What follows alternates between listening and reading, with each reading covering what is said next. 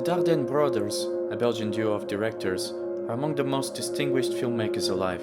having amassed top prizes in festivals around the world and are widely acknowledged as masters of the film craft.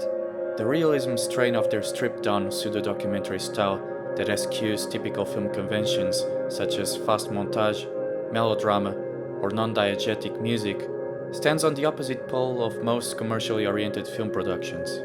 Their films usually feature outstanding performances, the use of natural light, handheld camera work, and focus on the quotidian lives of the downtrodden or invisible figures of lower social classes that have been thrown into unexpected circumstances, either by themselves or by third parties, therefore reflecting their political left-leaning sensibility. L'Enfant, also known internationally as The Child, their 2005 feature film and the focus of this video, earned them their second Palme d'Or in Cannes, a rare feat only attainable by a handful of other talented directors such as Emir Kusturica, Michael Haneke, or Francis Ford Coppola. L'Enfant tells the story of Bruno and Sonia, a teenage couple surviving on the latter's welfare paychecks and the former's minor crimes. The film starts with Sonia returning home with the couple's newborn baby, the proverbial child of the film's title, and it's this newborn child that will thrust the couple and the spectators into an exploration of precarious life on the brothers' birthplace, a run-down industrial Walloon city named Serang, the characters' necks standing barely above the waterline. It's a life on the fringes of economic sustainability that is nevertheless lived as if no money shortages and difficulties were ever apparent, not until the wallet runs dry, that is.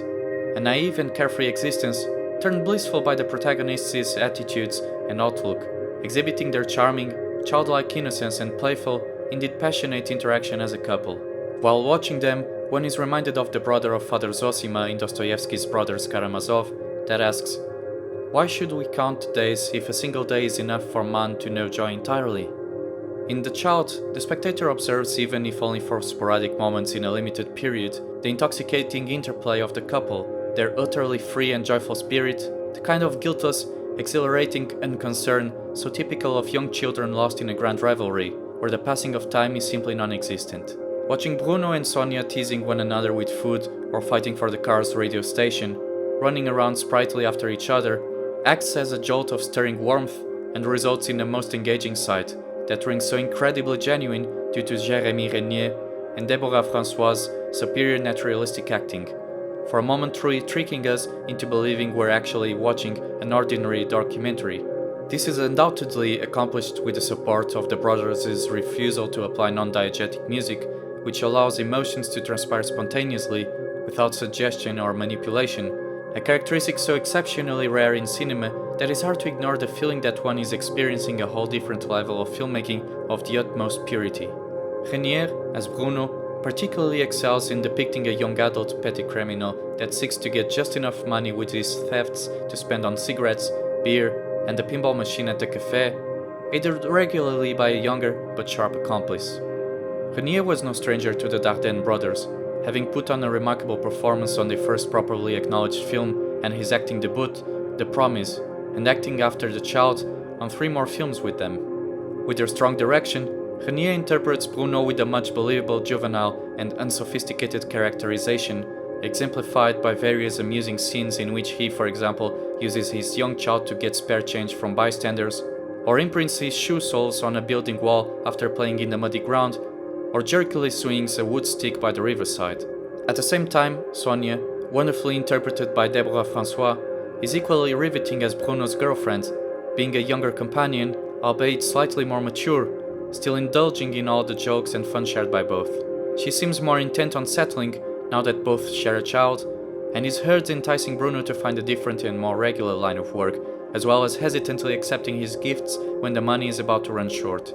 Her shining moments, other than when the couple is lost in whimsical merrymaking, can be pointed out as when she shockingly learns of Bruno's outlandish riddance of their son, but especially when she and Bruno have a confrontation back in their apartment, an impressive sequence shot in which Bruno's galling thoughtlessness becomes untenable and Sonia's visceral wrath boil in silence, with the pressure steadily rising and culminating with a dramatic physical confrontation, made even more stunning by the comparison with the earlier cheerful scenes. Throughout the film, both actors fulfill their roles with heightened pathos, without reaching for over-dramatization, always maintaining a sober performance within their characters' realistic confines, and in fact, it's generally when they refrain from utterances that they emphatically come across as deeply human. When talking about the words in silent films that one used to hear but not see in the cards, Vsevolod Pudovkin asserts that those words can easily be translated into any language, allowing the cinematographic interchange between all countries. Conversely, the words in sound films that one sees but doesn't hear bear the exact same ability to be understood by any viewer, independent of his language and nationality. The definitive example of that could be pointed out as the film's last scene, in which both meet in jail after Bruno finds his redemption by handing himself to the authorities following a botched robbery. Facing each other silently, Bruno and Sonia eventually break up in tears, a scene that reveals the humanity of two people brought under a dire fate, taken as society's outcasts and as deplorable as even to some, but worthy of our compassion and understanding, regardless of their status. It's a prime example of humanistic cinema at its most arresting, filmmaking with the same concerns and in similar style of Kiarostami, Mizoguchi, Angelopoulos or Satyajit Ray. To aid the absolutely spellbinding action, there's also a cinematographic masterclass in proper documentary-style visuals by masterful cinematographer Alain Marcoin. Marcoin's experience as a documentary camera operator manifests brilliantly in his intimate and varnished but dazzling camera work that plunges the audience right into the thick of the action without falling into the excessive trepidation of contemporary shaky cam attempts at verisimilitude. He is raw in his chronicling without inducing motion sickness, his handheld technique bringing just enough instability to confer authenticity and tension to the canvas without resorting to random zooms or overstated axis fluctuations. Additionally, as a trademark of the brothers' style, there's a tendency to allow many scenes to flow uninterruptedly in sequence shot fashion, a much intelligent approach so as to convey an additional layer of immersion in the scenes. Do check my previous video on the meaning and features of the Plan-Séquence for a more thorough description.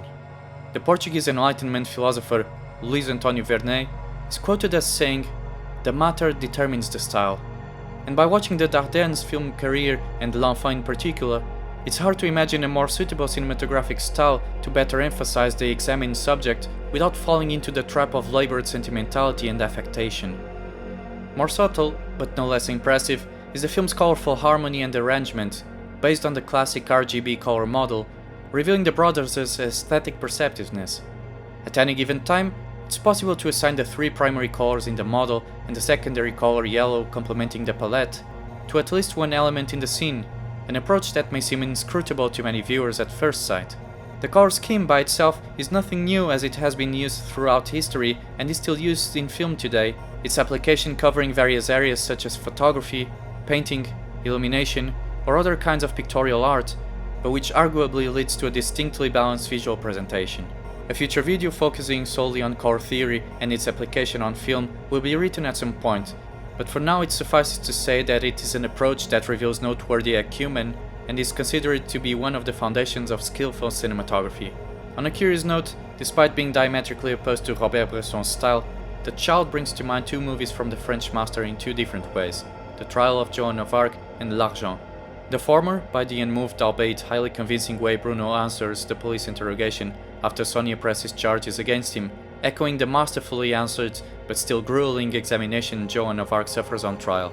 The latter, for the way the Dardenne Brothers depict on a secondary level, a microcosmos of monetary transactions, bartering, bargaining, shares, debt, and interest that rule and shackle the character into an inescapable downward spiral with foreseeable unsavory consequences. Though facing competition against works by directors such as Michael Haneke, Ho Xiaoxian, Wim Wenders, Lars von Trier, Gus Van Sant, Carlos Regadas, David Cronenberg, or Jim Jarmusch, L'Enfant is a rightful recipient of the 2005 prestigious Palme d'Or, showcasing humanity in an earnest and frank manner, without embellishment or artificiality, peering deeply into our human condition and returning a picture that unveils the nature of our species as capricious, gullible, narcissistic, eminently defective, mostly clouded by unbridled desires, contemptible in our materialism, and downright absurd in our very essence, but not completely devoid of the capacity to redeem ourselves and attain peace of mind, even if it requires the most burdensome catharsis. It's a masterpiece of world cinema that must be seen by as many people as possible, regardless of being film connoisseurs or common everyday folk. Feel free to watch the remaining videos on this channel if you're interested in films from all around the world and of every era, and subscribe to the channel if you learned something from it. Thank you for listening, and see you next time.